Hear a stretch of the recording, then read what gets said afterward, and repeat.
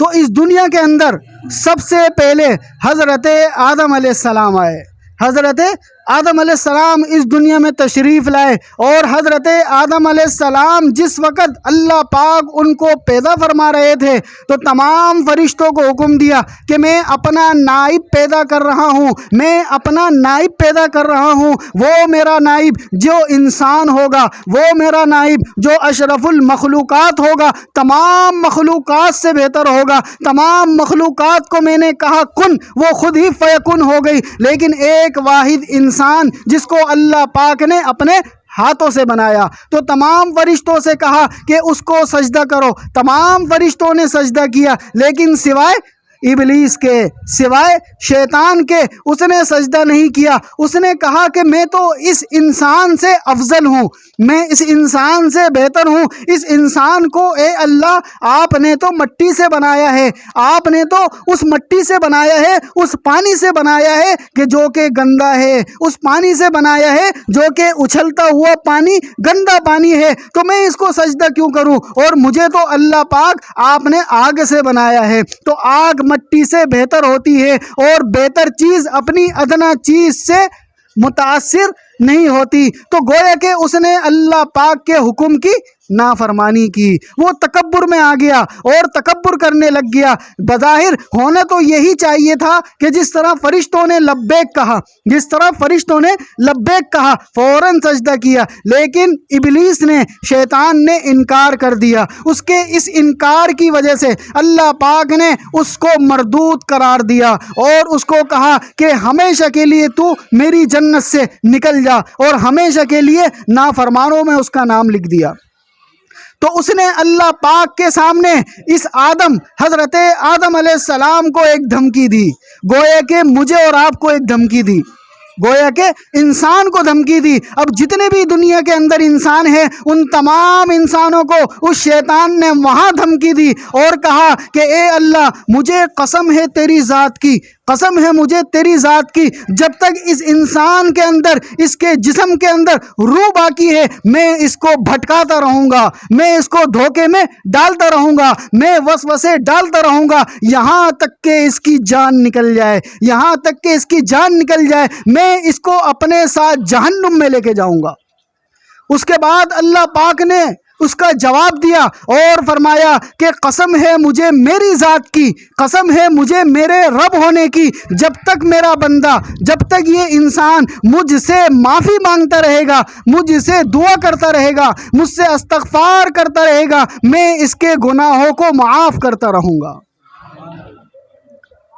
تو اس کے بعد جب حضرت آدم علیہ السلام اس دنیا میں تشریف لائے تو اللہ تعالیٰ نے حضرت آدم علیہ السلام کو ایک نصیحت کی، ایک بات کہی کہ اے آدم آپ اس فلاں درخت کے قریب نہ جانا، اس درخت کے قریب نہ جانا اور اس کا پھل نہ کھانا، یہ ہماری ایک آپ کو وصیت ہے. حضرت آدم علیہ السلام جب آئے، آسمان سے زمین کے اوپر آ گئے تو شیطان بھی آ گیا. شیطان نے اللہ پاک سے وہ اختیارات لے لیے، قیامت تک کی زندگی لے لی، قیامت تک ایسے فوج لے لی اور ایسے جنات کو لے لیا جو اس کا ساتھ دے رہے ہیں.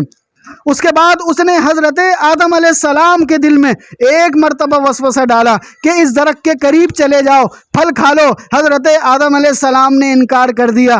دوبارہ آیا، پھر وسوسہ ڈالا، پھر انکار کر دیا. تیسری بار آیا، پھر نئے انداز سے وسوسہ ڈالا، پھر انکار کر دیا. چوتھی بار آیا، پانچویں بار آیا، چھٹی بار آیا، مختلف طریقوں سے آیا، مختلف حربے لے کر آیا، مختلف چالاکیاں لے کر آیا، مختلف مکاریاں لے کر آیا. آتا گیا حضرت آدم علیہ السلام انکار کرتے گئے. آخر میں آ کر اس کے دماغ میں ایک بات آئی کہ کیسے میں آدم کو بہکاؤں. اس نے کیا کہا؟ اس نے دنیا کے اندر سب سے پہلا جھوٹ، دنیا میں سب سے پہلا جھوٹ اور سب سے پہلی جھوٹی اللہ کی قسم شیطان نے کھائی اور کہا کہ مجھے قسم ہے اللہ کی، مجھے قسم ہے اللہ کی جس نے مجھے بھی پیدا کیا، جس نے آپ کو بھی پیدا کیا، میں اس اللہ کی قسم کھاتا ہوں کہ اگر آپ اس درخت کا پھل کھا لو گے تو ہمیشہ کے لیے جنت کا لباس پہنے رکھو گے.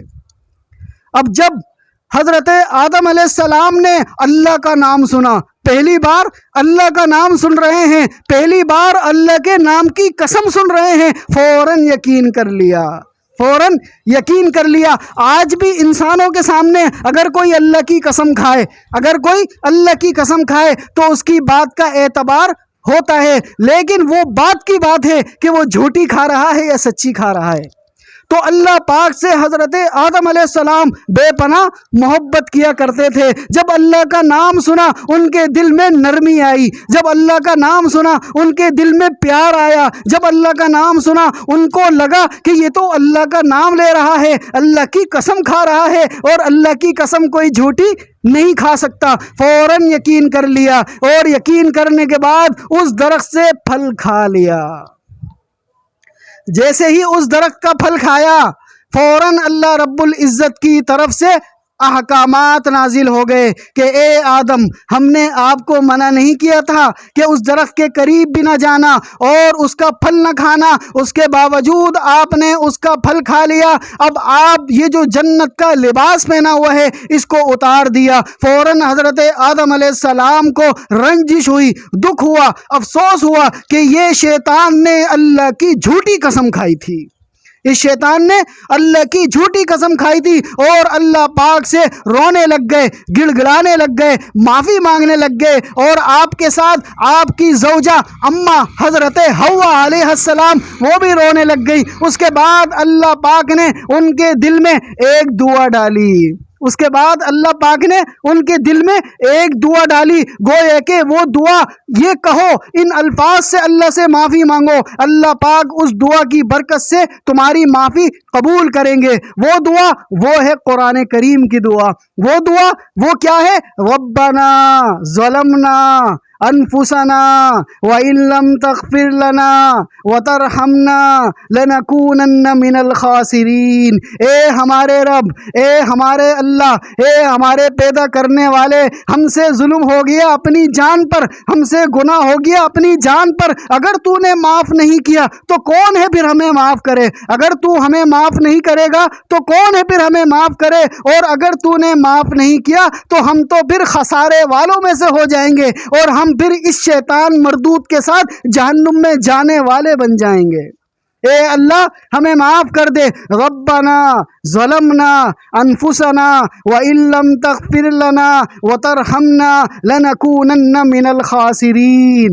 تو حضرت آدم علیہ السلام نے اور اماں حوا علیہ السلام نے یہ دعا کا ورد شروع کر دیا، گویا کہ اس دعا کا وظیفہ شروع کر دیا۔ اس دعا کے وظیفے کی برکت سے اللہ پاک نے ان کے اس درخت کے کھانے کی وجہ سے جو گناہ ہو گیا تھا، جو لغزش ہو گئی تھی، دیکھیں نبی تمام نبی گناہوں سے پاک ہوتے ہیں، ہر نبی گناہوں سے پاک ہوتے ہیں۔ یہ پھر کیوں ہوا؟ یہ انسانیت کو درس دینے کے لیے ہوا کہ جب تم سے گناہ ہو جائے تو اپنے بابا، اپنے والد حضرت آدم علیہ السلام کے الفاظوں کو دہرانا، اپنے بابا، اپنی اماں حضرت حوا علیہ السلام کے الفاظوں کو دہرانا، تو ان کے الفاظوں کے دہرانے کی وجہ سے میں تمہارے گناہوں کو معاف کر دوں گا۔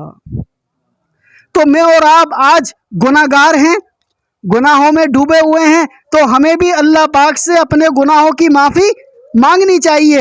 اردو میں بھی معافی مانگ سکتے ہیں، تو کیوں نہ ہم بھی انہی الفاظ کے ساتھ اللہ سے معافی مانگے، تاکہ ہمیں ان الفاظ کی برکت سے حضرت آدم علیہ السلام کے الفاظوں سے میچنگ ہو جائے، حضرت آدم علیہ السلام کے الفاظ اور ہمارے الفاظ ایک ہو جائیں، اور اس کے ساتھ ساتھ قرآن کریم کے الفاظوں کی تلاوت کا ثواب بھی مل جائے۔ تو سب ایک بار کہیں، ربنا ظلمنا انفسنا وَإِن لَّمْ تَغْفِرْ لَنَا وَتَرْحَمْنَا لَنَكُونَنَّ مِنَ الْخَاسِرِينَ۔